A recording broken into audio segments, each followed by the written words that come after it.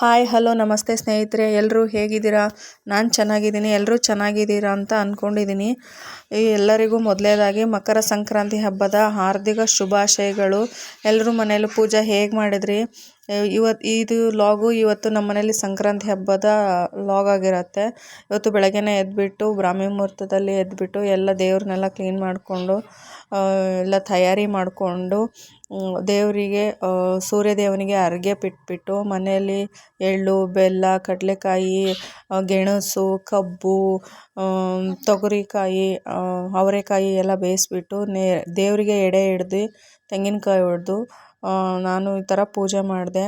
ಆಮೇಲೆ ದೇವರಿಗೆ ಅಂತ ನಾನು ಇವತ್ತು ಸಿಹಿ ಪೊಂಗಲ್ನ ಮಾಡಿದ್ದೆ. ಇದೆಲ್ಲ ಮಾಡಿಬಿಟ್ಟು ಹೂವೆಲ್ಲ ಏರಿಸ್ಬಿಟ್ಟು ಮಾಮೂಲಿ ನೀವು ಮನೇಲಿ ಯಾವ ಥರ ಮಾಡ್ತೀರಾ ಪೂಜೆನ ಅದೇ ಥರನೇ ಮಾಡ್ಕೊಳ್ಳಿ. ಆಮೇಲೆ ಮನೆ ದೇವರಿಗೆ ಇವತ್ತು ಆ್ಯಕ್ಚುಲಿ ಹೋಗ್ಬೇಕಾಗತ್ತೆ, ಆದರೆ ಹೋಗೋಕ್ಕಾಗದೆ ದೂರ ಇರೋದ್ರಿಂದ ನಾವು ಆ ಮನೆ ದೇವ್ರಿಗೆ ಹೋಗಿಲ್ಲ.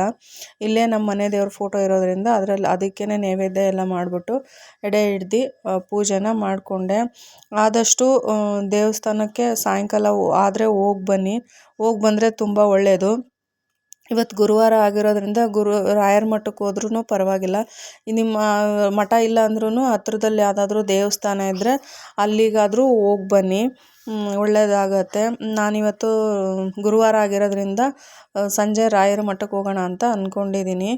ಮತ್ತು ಇವತ್ತು ಯಾರು ನಿಮ್ಮ ಮನೇಲಿ 10 ವರ್ಷದ ಒಳಗಿನ ಮಕ್ಕಳಿದ್ರೆ ಎಳ್ಳು ಏರೋದು ಅಂತ ಹೇಳ್ತಾರೆ. ನಾನು ಲಾಸ್ಟ್ ಲಾಗಲ್ಲೇ ತಿಳಿಸಿದ್ದೆ.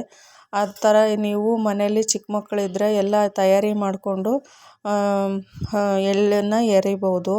ಆಮೇಲೆ ಮನೇಲೆಲ್ಲರೂ ಚಿಕ್ಕ ಮಕ್ಕಳಿದ್ರೆ ಎಳ್ಳನ್ನು ಎರೀರಿ. ಆಮೇಲೆ ದೇವಸ್ಥಾನಕ್ಕೆ ಹೋಗುವಾಗ ಏನಾದರೂ ದೇವಸ್ಥಾನದಲ್ಲಿ ದಾನ ಧರ್ಮ ಅಂತ ಕೊಡಬೇಕಾಗುತ್ತೆ, ದಾನ ಮಾಡಬೇಕಾಗುತ್ತೆ. ನಿಮ್ಮ ಕೈಲಿ ಏನೋ ಜಾಸ್ತಿ ಮಾಡೋಕ್ಕಾಗಲಿಲ್ಲ ಅಂದರೆ ಇದನ್ನೇ ಎಳ್ಳು, ಕಬ್ಬು, ನಿಮ್ಮ ಮನೇಲಿ ಏನು ತಂದಿದ್ದೀರಾ ಇವತ್ತು ಹಬ್ಬಕ್ಕೆ ಅಂತ ಅದನ್ನು ನೀವು ದೇವಸ್ಥಾನದಲ್ಲಿ ದಾನವಾಗಿ ಕೊಡ್ಬೋದು. ಇಲ್ಲ ನಿಮ್ಮ ಹತ್ರ ದುಡ್ಡಾದರೂ ಕೊಟ್ಟು ಬರ್ಬೋದು. ಇಲ್ಲ ಅಕ್ಕಿ, ಬೇಳೆ ಏನಾದರೂ ನಿಮ್ಮ ಕೈಲಿ ಏನಾಗುತ್ತೋ ಅದನ್ನು ನೀವು ದಾನದ ರೂಪದಲ್ಲಿ ದೇವಸ್ಥಾನಕ್ಕೆ ಕೊಟ್ಟರೆ ತುಂಬ ಒಳ್ಳೆಯದಾಗತ್ತೆ. ಇದಾಗಿತ್ತು ಇವತ್ತಿನ ಲಾಗ್ ಸ್ನೇಹಿತರೆ. ನಿಮಗಿಷ್ಟ ಆದರೆ ಪ್ಲೀಸ್ ಲೈಕ್ ಮಾಡಿ, ಶೇರ್ ಮಾಡಿ, ಸಬ್ಸ್ಕ್ರೈಬ್ ಮಾಡಿ. ಮತ್ತೆ ಸಿಗ್ತೀನಿ ಮುಂದಿನ ಲಾಗ್.